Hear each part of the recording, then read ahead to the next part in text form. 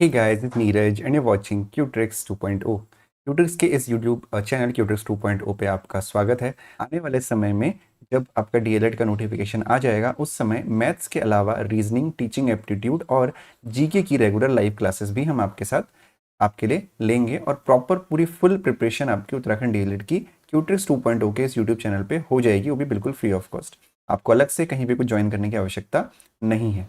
आप किसी भी बैकग्राउंड के हों, मैथ्स के हों, कॉमर्स के हों, बायो के हों, आप मैथ्स सीख जाएंगे। आपको उसके लिए बेसिक मैथ्स को पढ़ना होगा। उसका लिंक जो है डिस्क्रिप्शन में दिया हुआ है टॉपिक वाइज, उनको जाके पढ़िए, डेफिनेटली आप मैथ्स सीख जाएंगे। तो चलिए शुरू करते हैं आज की क्लास आज के पहले क्वेश्चन के साथ। तो जो हमारा पहला क्वेश्चन है, ध्यान रखिएगा, जो ये पेपर में भी सॉल्व करवा रहा हूँ, ये 2018 का डीएलएड में आया हुआ पेपर है। सारे क्वेश्चंस में ऑलमोस्ट करवा रहा हूँ, तो 2018 में ये पेपर आया हुआ था, उसी के ये क्वेश्चंस हैं। तो आज का जो पहला क्वेश्चन है वो है, यदि किसी वृत्त की त्रिज्या में 50% की वृद्धि कर दी जाए तो उसके क्षेत्रफल में कितनी वृद्धि होगी। हालांकि इस क्वेश्चन को आप किसी फॉर्मूले से भी कर सकते हैं, लेकिन फॉर्मूले को इसमें अप्लाई करना थोड़ा सा डिफिकल्ट होगा, समझना बड़ा मुश्किल होता है। तो हम नॉर्मल मेथड से इस क्वेश्चन को सॉल्व करेंगे। ठीक है, तो यदि किसी वृत्त की त्रिज्या में 50% की वृद्धि कर दी जाए तो उसके क्षेत्रफल में कितनी वृद्धि होगी, ये हमसे क्वेश्चन पूछा गया है इंग्लिश वालों के लिए। If we increase the radius by 50% of a circle, then what will be the effect on the area of that circle? कितना परसेंट बढ़ेगा। ठीक है, तो चलिए ध्यान से देखिएगा कैसे हमें इस क्वेश्चन को करना है। सबसे पहले बिल्कुल बेसिक से करेंगे। एक वृत्त की जो त्रिज्या होती है उसको आर से दिखाते हैं, और जो वृत्त का क्षेत्रफल होता है उसे पाई आर स्क्वायर से दिखाते हैं। हमेशा ध्यान रखिए, अगर हम 100 को 100% के बराबर ले रहे हैं तो जो भी वैल्यू आप लोगे, लाइक जैसे 120 आएगी तो 120% के बराबर होगी, है ना। और 100% और 120% में क्या अंतर है कि 20% ज़्यादा है। तो ये आपको ध्यान रखना है। परसेंटेज में कई बार पढ़ा चुका हूँ, तो इस चीज़ को आप लोग ध्यान रखेंगे। ठीक है, तो सबसे पहले मैं, ये हो गया आर और ये हो गया हमारा पाई आर स्क्वायर। तो मैं ये मान के चल रहा हूँ कि जो रेडियस है पहली केस में, नॉर्मल कंडीशन में जो रेडियस है वो 10 है, 10 यूनिट है, 10 सेंटीमीटर, 10 मीटर, आप कुछ भी ले सकते हो, 10 यूनिट रेडियस है। तो जब पाई आर स्क्वायर करेंगे तो ये हो जाएगा पाई इंटू 10 यानी 100 पाई। अब आप मुझसे पूछेंगे सर आपने यहाँ पे 10 क्यों लिया, कुछ और नंबर क्यों नहीं लिया, क्योंकि हम तो क्वेश्चंस में x लेते हैं या 100 लेते हैं, तो आपने यहाँ पे 100 क्यों नहीं लिया। मैंने यहाँ पे 100 इसलिए नहीं लिया क्योंकि मुझे यहाँ पे 100 यहाँ पे करना था। मुझे कंपैरिजन बाद में किससे करना है, इससे करना है। तो अगर मैं 100 यहाँ पे बनाऊंगा तो मेरे लिए बाद में कंपैरिजन करना आसान होगा, क्योंकि मैंने यहाँ पे लिखा हुआ है 100 अगर 100% के इक्वल हो तो सारी वैल्यूज सेम रहती हैं। अभी आपको और समझ में आ जाएगा। तो आर की वैल्यू 10 थी तो पाई आर स्क्वायर 100 पाई हो गया। लेकिन जब मैं त्रिज्या में यानी आर में 50% इंक्रीज कर रहा हूँ, तो 10 में 50% इंक्रीज करने का क्या मतलब है, 50% बढ़ाने का मतलब है उसका 150% निकालना, 10 इंटू 150 अपॉन 100। ये मैंने कैसे किया, कई बार आपको समझा चुका हूँ, होपफुली आपको ये समझ में आया होगा। परसेंटेज जाके पढ़ो यार, है ना, बहुत ज़रूरी है वो। तो 10 में अगर आप 50% बढ़ाओगे तो जो पुराना तरीका था वो क्या था, 10 प्लस 10 इंटू 50 अपॉन 100, ऐसे करते थे। तो ये तरीका पुराना हो गया। 50% बढ़ाने का मतलब है सीधे सीधे 150% निकाल दो। तो अगर हम 50% बढ़ा रहे हैं तो जो नई रेडियस है वो 15 हो जाती है, 10 इंटू 150 अपॉन 100, या ऐसे भी आप करोगे तब भी 15 आएगी। ठीक है, 15 हो गई। तो अब पाई आर स्क्वायर क्या होगा, 15 इंटू 15 इंटू पाई, है ना। यानी इस कंडीशन में 15 गुणा 15 225 पाई। ठीक है, अब हम जानते हैं कि 100 अगर है कोई नंबर और कोई नंबर 100 मान लो समझने के तौर पे 190 आया है, तो इसका मतलब कितना परसेंट इंक्रीमेंट हुआ है, 90% इंक्रीमेंट हुआ है। 90 तो इंक्रीज हुआ है, परसेंट कब हम बोल रहे हैं, क्योंकि ये बेस 100 है। अगर अब इसमें ऐसा नहीं है कि मान लो ये 80 है और ये आपका 120 है तो ये 40% का इंक्रीमेंट हुआ है, ऐसा नहीं है। ठीक है, क्योंकि बेस वैल्यू 100 है, तभी हम कंपैरिजन कर सकते हैं कि 100 और 190 में 90% इंक्रीज हुआ है। ठीक है, तो ये है 100 और ये है 225। तो 100 से 225 बना तो मतलब कितना इंक्रीमेंट हुआ होगा, 225 माइनस 100 यानी 125% इंक्रीमेंट हुआ। तो आपका आंसर हो जाएगा ऑप्शन नंबर ए, 125%। तो इसीलिए मैंने इसको 10 लिया था और इसका डबल मैंने यहाँ पे 100 किया। ऐसा नहीं है कि इसको आप 100 मानोगे तो आंसर नहीं आ सकता, लेकिन उस कंडीशन में जैसे हमने यहाँ पे डायरेक्टली कंपेयर कर लिया है, आप डायरेक्टली कंपेयर नहीं कर पाओगे तब, क्योंकि अगर यहाँ पे आप 100 लोगे तो यहाँ पे 1000 हो जाएगा, और यहाँ 1000 होगा तो यहाँ पे आपका क्या हो जाएगा, 2250 हो जाएगा। तो आप डायरेक्टली कंपेयर नहीं कर सकते, हमें बेस वैल्यू को हमेशा 100 रखने की कोशिश करनी चाहिए। उम्मीद करता हूँ क्वेश्चन समझ में आया होगा। अगर आया है तो लाइक बटन दबा देना, नहीं आया है तो कमेंट सेक्शन में बता देना कि सर समझ में नहीं आया, मैं दूसरी क्लास में कवर करवा दूंगा। ठीक है, तो चलिए पढ़ते हैं आज के अगले प्रश्न की तरफ, अगले क्वेश्चन की तरफ। अब ये जो क्वेश्चन है देखो, डीएलएड में अभी तक जैसे 48 था आज क्लास है, तो मैंने तो ये एनालाइज कर लिया कि क्वेश्चंस रिपीट होते हैं, बार बार एक जैसे क्वेश्चंस आते हैं। ठीक है, तो क्या कह रहा है, यदि 2⁻33 को 10 से विभाजित किया जाए तो शेषफल कितना होगा। तो मैंने आपको बताया है अगर ऐसा क्वेश्चन आता है, अब इसको 2⁻33 को यानी 2 को 33 बार तो गुणा कर नहीं सकते, यानी 2 को 33 टाइम्स तो गुणा कर नहीं सकते। आपको क्या करना है, अगर ये एक ऑड नंबर है यानी अगर ये एक विषम संख्या है तो आपको विषम संख्याओं का चेक करना पड़ेगा। जैसे 2⁻1 एक विषम संख्या है तो ये क्या होता है, 2 होता है। फिर 2 का क्यूब, 2 दूनी 4, 4 दूनी 8। फिर 2⁵, 2 दूनी 4, 2⁵ कितना होगा, 8 दूनी 16, 16 दूनी 32। अब आपको ये चेक करना है कि ये लाइन से लिखते जाइए, अगर ये ऑड है तब ध्यान रखिएगा, अगर ये ऑड है तब तो ऊपर ऑड नंबर्स का पावर निकालते रहिए। आपको वहां पे रुक जाना है जहां पे नंबर जिससे आपको डिवाइड करने के लिए कहा जा रहा है उससे जस्ट बड़ा होगा। तो 8 जो है 10 से छोटा है, इसीलिए हमने 2⁵ भी निकाला। 4 क्यों नहीं निकाला, 2 क्यों नहीं निकाला, क्योंकि एक सम संख्या होती है, हमें सिर्फ ऑड नंबर निकालना है। तो 2⁵32 हो गया, 32 10 से बड़ा है, तो अब हमें क्या करना है, 10 से 32 को डिवाइड कर देना है। 10 तियां 20, रिमाइंडर आ गया 2। तो इस कंडीशन में जो आपका रिमाइंडर होगा, जो शेषफल होगा, इस कंडीशन में भी वही रिमाइंडर होगा, यानी आंसर जो होगा वो हमारा 2 होगा। ये क्वेश्चन पहले भी आ चुका है, तो होपफुली आपको ये क्वेश्चन समझ में आया होगा। अगर पावर आपकी ऑड है तो ऑड में ऐसे निकालो और वहां पे रुक जाओ जहां पे इससे, जिससे डिवाइड करने के लिए आपको बोला गया है, उससे जस्ट एक स्टेप आगे हो, ठीक है, और उसको डिवाइड कर दो। जो उस केस में रिमाइंडर होगा वही आपका नॉर्मल केस में भी रिमाइंडर होगा।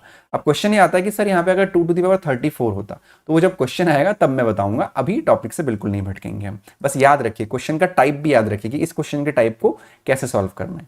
ठीक है, तो चलिए बढ़ते हैं अगले क्वेश्चन की तरफ। तो जो अगला क्वेश्चन हमारा है, 10%, 12% एंड 5% की क्रमिक छूटों के बराबर एक अकेली छूट कितने प्रतिशत होगी। तो क्रमिक छूट यानी सक्सेसिव डिस्काउंट का एक फॉर्मूला होता है, उसी फॉर्मूले से आपको हमेशा करने की कोशिश करनी चाहिए, है ना। हालांकि आप इस क्वेश्चन को दूसरे तरीके से भी कर सकते थे, लेकिन वैसे करेंगे तो ज़्यादा आपके लिए बेटर रहेगा। ठीक है, तो फॉर्मूला क्या होता है, दोनों तरीके से मैं बता देता हूँ कैसे क्वेश्चन को करना है। तो फॉर्मूला क्या रहने वाला है, हमारा फॉर्मूला रहता है आपका +-x +-y +-xy/100। क्योंकि यहाँ पे क्रमिक छूट की बात की जा रही है, डिस्काउंट की बात की जा रही है, तो ये हमेशा माइनस में ही रहेगा। तो 10% माइनस है यानी माइनस का 10, फिर माइनस का 10, 12।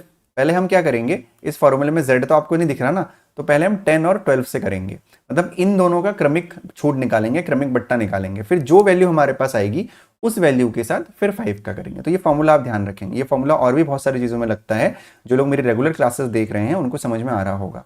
-10 -12 प्लस माइनस आपका हो जाएगा प्लस, यहाँ पे जो प्लस माइनस है इसका मतलब है क्योंकि x और y को मल्टीप्लाई करना है, यानी इन दोनों को मल्टीप्लाई करना है, तो इन दोनों को मल्टीप्लाई करके जो सिंबल आएगा वही करना है। तो माइनस और माइनस क्या हो जाएगा, प्लस। तो प्लस का xy यानी प्लस का 120, ठीक है, अपॉन 100। तो 0 से 0 कट गया, तो ये आपका 10 और 12 कितना हो गया, 10 और 12 आपका हो गया 10 और 12 आपका हो गया 22, माइनस का 22 और प्लस का 1.2। तो 22 में से पहले 1 माइनस करिए, 21 बचेगा, फिर 21 में से 0.2 माइनस करेंगे तो ये बचेगा 20.8%। कितना बचेगा, 20.8%। मतलब यहाँ पे 10% और 12% का जो इक्वलेंट बट्टा है, जो क्रमिक छूट है, उन दोनों के जो इक्वलेंट है वो आ गया 20.8%। ठीक है, अब हम क्या करेंगे, इस 20.8% और 5% इन दोनों के लिए इसी सेम फॉर्मूले को अप्लाई करेंगे। ठीक है, तो देखिए 20.8 माइनस 5, माइनस और माइनस प्लस, और इससे मल्टीप्लाई कर देंगे तो ये हो जाएगा, आपको मल्टीप्लाई में यहाँ पे करके दिखा देता हूँ, 5 8 ज़ा 40 और 5 2 ज़ा 10, यानी 104 ही आ गया आपका। कितना आ गया, 104 आ गया बेसिकली। तो यहाँ पे प्लस 104 अपॉन 100। ठीक है, तो ये जाएगा -20.8। एक काम करते हैं ना, सीधे ऐड ही कर देते हैं। ठीक है, ऐड कर देते हैं, तो यहाँ पे 5 हो जाएगा, यानी हो जाएगा 8.52, 25.8 प्लस का 1.04। ये कहाँ से आया, 2 0 है तो 1.04, तो जाएगा 25.8 में से 1.04 को माइनस करेंगे तो यहाँ जाएगा 0, माइनस कर देते हैं, यहाँ से कैरी लेंगे तो यहाँ 10 हो जाएगा, 10 में से 4 गया 6, यहाँ पे बचेगा 7, 5 में से 1 गया 4 और यहाँ बचेगा 2, यानी माइनस का 24.6% हमारा आंसर होगा। माइनस शो करता है कि छूट है, माइनस का मतलब जो यहाँ पे वो डिस्काउंट से है, तो हमारा जो आंसर होगा वो होगा ऑप्शन नंबर बी 24.76। तो हमेशा सक्सेसिव डिस्काउंट या क्रमिक छूट में आपको ध्यान रखना है कि जो आपका फॉर्मूला लगेगा वो ये लगेगा plus minus x y plus minus x y upon 100। जिन लोगों ने पुरानी क्लासेस देखी हैं उन लोगों को मैंने ये भी बताया है कि कई बार जो क्वेश्चंस अलग अलग टाइप के क्वेश्चंस आते हैं, यहाँ पे आपको बोला जाता है कि इतना परसेंट बढ़ा इतना परसेंट कम हुआ तो ओवरऑल बताओ, तब भी ये फॉर्मूला लगता है। यहाँ पे 2% दिए हुए हैं और एक बढ़ रहा है एक कम हो रहा है, या दोनों बढ़ रहे हैं या दोनों कम हो रहे हैं, तो उस केस में भी यही सेम फॉर्मूला लगता है। ठीक हो गया। बढ़ते हैं आज के अगले क्वेश्चन की तरफ। तो जो आज का अगला क्वेश्चन हमारा है वो है 0.05 का स्क्वायर प्लस 0.41 का स्क्वायर प्लस 0.073 का स्क्वायर अपॉन 0.005 का स्क्वायर प्लस 0.00041 का स्क्वायर प्लस 0.0073 का स्क्वायर। तो अब इस क्वेश्चन को कैसे करना है, देखिए आपके पास वहां पे इतना समय नहीं है कि आप इसका भी स्क्वायर करो, इसका भी स्क्वायर करो, इसका भी स्क्वायर करो, इसका भी करो, इसका भी करो, इसका भी करो, इतना समय तो है नहीं, है ना। तो हम क्या करते हैं, इसका कोई ना कोई तरीका है। जब वैल्यू सेम दी हुई है तो डेफिनेटली इसका कोई ना कोई तरीका होगा। तो क्या तरीका है, देखिए अगर मैं 0 पॉइंट, इसको मैं ऐसे ही रहने देता हूं, ठीक है। चलिए देखिए ध्यान से देखिएगा, 0.05 का स्क्वायर, इसको मैं एज इट इज रहने देता हूं, प्लस 0.41 का स्क्वायर प्लस 0.073 का स्क्वायर अपॉन में मैं थोड़ा सा चेंज कर देता हूं। क्या चेंज करता हूं मैं यहाँ पे जो ये डेसिमल है ना, इस डेसिमल को पॉइंट में है, ये 0.005 है, तो 0.005 का क्या मतलब है, अब मैं इसको ऐसा चेंज करूंगा, देखना ध्यान से, 0.005, तो इसको मैं क्या लिख सकता हूं, 0.05 अपॉन 10 लिख सकता हूं, कोई दिक्कत तो नहीं है, क्योंकि अगर अपॉन में 10 है तो इधर ये 10 अगर मैं हटाऊंगा तो ये शिफ्ट हो जाएगा, मतलब 0.005 को मैं 0.05 अपॉन 10 लिख सकता हूं। तो इसका मतलब ये हो जाएगा 0.05 अपॉन 10 का होल स्क्वायर। सिमिलरली 0.041 को मैं 0.41 अपॉन 10 का स्क्वायर लिख सकता हूं, यस और नो, बिल्कुल लिख सकता हूं। फिर प्लस 0.0073 को मैं 0.073 अपॉन 10 का स्क्वायर लिख सकता हूं। मतलब मैंने क्या किया, ऊपर वाली वैल्यूज को बिल्कुल मैंने नहीं छेड़ा, सेम कर दिया, ठीक है, स्क्वायर में ही रहने दिया। अब फिर से वही मैं करूंगा, क्या, 0.05 का स्क्वायर प्लस 0.41 का स्क्वायर प्लस 0.073 का स्क्वायर अपॉन ये आपका कितना हो जाएगा। यहां पे मैं एक काम ये करूंगा कि 0.05 का स्क्वायर ऐसे ही रहने दूंगा और नीचे वाला जो 10 का स्क्वायर है उसको 10 का स्क्वायर ना करके उसको मैं 100 लिख दूंगा, ठीक है। फिर प्लस सिमिलरली मैं सेकंड वाले में भी करूंगा, 0.41 का स्क्वायर को ऐसे ही रहने दूंगा और 10 के स्क्वायर को 100 लिख दूंगा। जो ये 10 है ना, 10 के स्क्वायर को मैंने 100 लिख दिया। सिमिलरली यहाँ पे भी 0.073 के स्क्वायर को ऐसे ही रहने दूंगा और इसको मैं 10 की जगह पे 100 कर दूंगा, ठीक है। इतना क्लियर है, कोई दिक्कत नहीं है। अब क्योंकि नीचे डिनोमिनेटर में सारे ही 100 हैं तो इस पूरे के नीचे में 100 हो सकता है ना। अब देखो, अब मैं काम कर रहा हूं, क्योंकि ना इतने बार बार इसको लिखना पड़ रहा है, इसको बार बार लिखना पड़ रहा है, तो इतना लिखने का नहीं हो पाएगा, तो मैं काम कर दे रहा हूं सिंपल। 0.05 को मैं ए एज्यूम कर ले रहा हूं, 0.41 को मैं बी एज्यूम कर रहा हूं और 0.073 को मैं सी एज्यूम कर रहा हूं, ठीक है। अब मेरे लिए थोड़ा सा आसान हो जाएगा। तो जो हमारी इक्वेशन बनी वो क्या बनी, A square plus B square plus C square, ठीक है, मेरे को बार बार लिखना नहीं पड़ेगा। और ये आपका हो जाएगा A square upon A square plus B square plus C square upon 100, ठीक है। अब ये 100 आपको पता है कि मल्टीप्लाई में जाके ऊपर चला जाएगा जब नेक्स्ट स्टेप में। ये कैसे होता है, अगर किसी को नहीं पता है तो मैं भी बता दे रहा हूं। जैसे कि मान लो ऐसे, इस कंडीशन में क्या करोगे आप, समझना ध्यान से। मान लो 7/3/8 है, ये बड़ा वाला अपॉन है, 7/3/8 है। तो इस केस में क्या होता है, बेसिकली 7 के नीचे आप एक 1 एज्यूम करते हो और डिवाइडेड बाई ये 3/8 होता है।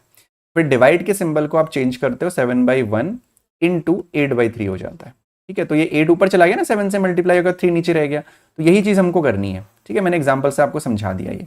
तो 100 यहाँ पे ऊपर चला जाएगा और ये एज इट इज नीचे रह जाएगा, यानी A square plus B square plus C square ऐसे ही into 100 upon A square plus B square plus C square. तो इससे ये कट गया, आंसर बचा हमारा 100, जो है ऑप्शन नंबर बी। तो होपफुली क्वेश्चन समझ में आया होगा आपको।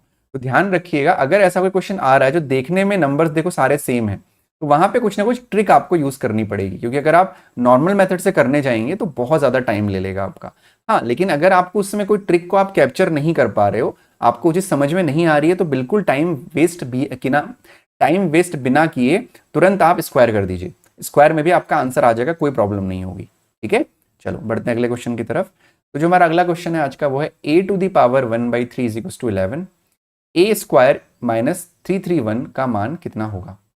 बहुत आसान सा क्वेश्चन है। तो बेसिकली इस क्वेश्चन को समझने से पहले जरा एक चीज समझना मेरी बात। जब हम लिखते हैं कि a है मान लो, और इसके अंदर अंडर रूट है और इसके बराबर में 2 लिखा हुआ है, तो हम क्या करते हैं, इस अंडर रूट को उधर लेके जाते हैं और ये 2 का स्क्वायर हो जाता है।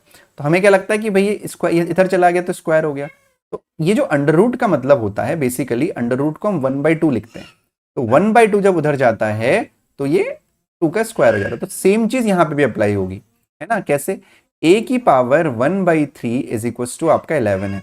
तो जब 1/3 इधर जाएगा तो ये हो जाएगा a इज इक्वल टू 11 का क्यूब, और a इज इक्वल टू हो जाएगा 11 का क्यूब होता है 1331। अगर किसी को नहीं याद है तो कर लेना उस टाइम पे, सॉरी। ठीक है, तो a इज इक्वल टू हो गया 1331, ये वैल्यू समझ में आ गई। ठीक है, तो उसी तरह ना, जैसे मान लो a⁻1/4 is equal to something दे रखा है, x दे रखा है, तो a की वैल्यू हो जाएगी x⁴, ये ध्यान रखना। तो a की वैल्यू इतनी हो गई। अब हमें क्या करना है, a स्क्वायर -331 a का मान निकालना है, वैल्यू निकालनी है। तो इसमें भी एक ट्रिक है। क्या, इसको मैं इरेज कर देता हूँ, थोड़ा सा जगह मुझे जरूरत पड़ेगी। इसमें भी क्या ट्रिक है, देखो ध्यान से, a स्क्वायर -331a। अब यार कहाँ 1331 का स्क्वायर करने में लगे रहोगे। ठीक है, क्या करना है आपको, इसमें से a को कॉमन ले लो। तो a को कॉमन ले लिया तो ये बना a-331। ठीक है, a-331, a इसमें से एक a बाहर आ गया, इसमें से ये वाला a बाहर आ गया, तो इसमें से एक a बाहर आया तो यहाँ बचा a, और इसमें यहाँ बचा 331। तो अब यहाँ पे 1331 रख दीजिए, 1331, और यहाँ पे भी 1331 -331। देखो कितना आसान हो गया। तो ये हो जाएगा 1331 इंटू, ये आपका कितना है 1000, यानी आंसर आपका हो जाएगा 1331000, यानी आंसर आपका है ऑप्शन नंबर बी 1331000। तो होपफुली क्वेश्चन आपको समझ में आया होगा।